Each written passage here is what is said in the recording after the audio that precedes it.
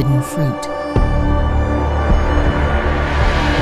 Sons were born to us, monsters of divinity and flesh. The nephilim.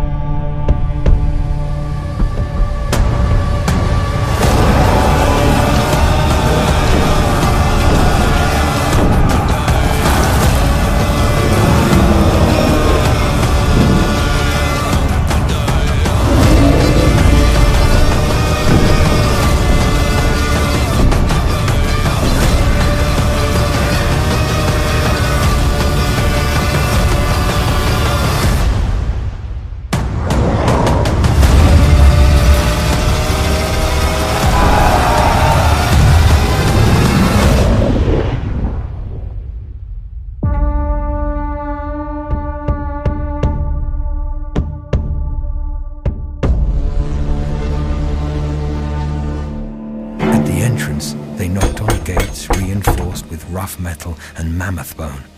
They cracked open, revealing 2 guards with spears poised. What's your business? My son and I have come to barter, for iron. I need more tools to tend my farm. The men scanned them up and down, nodded, and opened the gates. Methuselah's eyes widened with terror when they entered. Sitting atop thrones hewn from the skulls of the great lizards were beast-like men. They were nearly 10 feet tall, with arms like tree trunks and jaws like chiseled onyx. Their faces were deformed, with brows casting shadows over their serpent-like eyes. Methuselah could feel their voices in his chest when they spoke. If it isn't Enoch, the man who walks with the Creator himself,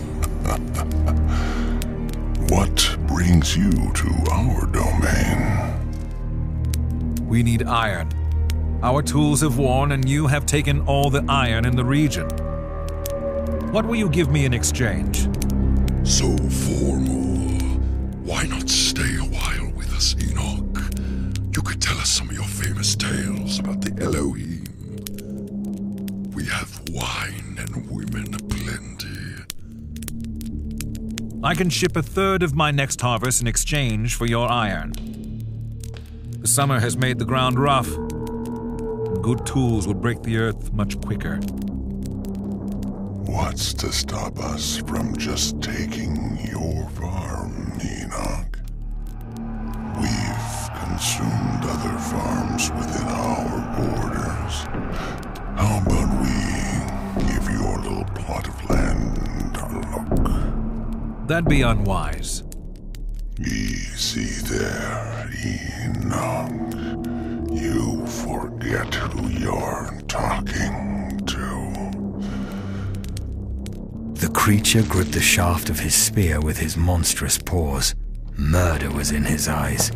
Methuselah could tell he was ravenous for any excuse to put Enoch's head on one of those pikes outside. Yet his father remained, voice unyielding. He stood with a confidence that somehow towered over even these giants. Take my land, consume it, and it will be gone. You and I both know you can't farm like the sons of Seth. But strike this deal with me, and I'll give you 1/3 of what I grow for the first harvest, and 1/6 for the other 3 after that. You sons of Seth think you're so clever. Not clever enough to secure the iron. Not strong enough to strike down the great beast to fortify your walls. Do we have a deal? Oh, Enoch. So serious. So righteous.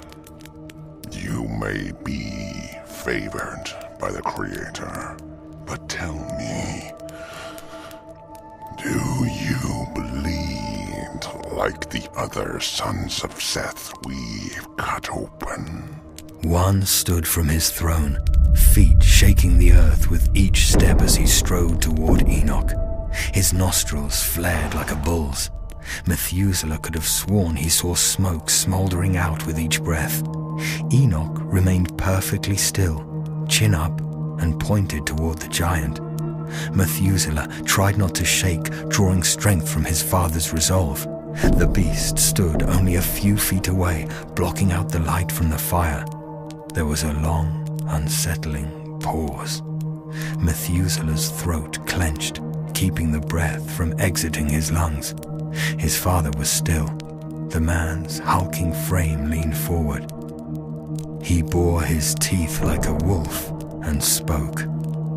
You have a deal, Enoch, but fail to pay, and I'll take your wife, eat your children, and use your eldest as a toothpick. I'm a man of my word. With the Creator as my witness, I shall pay my share. Oh, the Creator. You think hearing his name gives me comfort? Get out of here before I change my mind. Enoch wasted no time. He turned on his heels and left. Methuselah padded behind him like a puppy. They left the city. Its stench lingered on them for a while. They crossed the brook separating the city and their land and scaled the grassy knolls. They made it to a small summit. A singular cedar tree swayed to the midnight breeze. Methuselah could see the stars twinkling through the breaks in the leaves. What were those, Father? Were they men? Yes and no. They are the Nephilim, spawn of the sons of God and daughters of men. So they're sons of angels? Yes. Do you remember the story of the garden? Methuselah nodded, waiting expectantly for his father to speak. Our ancestors were enticed by the tree of knowledge. They wanted to be like God, exchanging his will for them for pride. They fell. Still, they multiplied and began filling the earth. When the sons of Adam multiplied here on the world and daughters were born to them, the heavenly beings saw that they were good.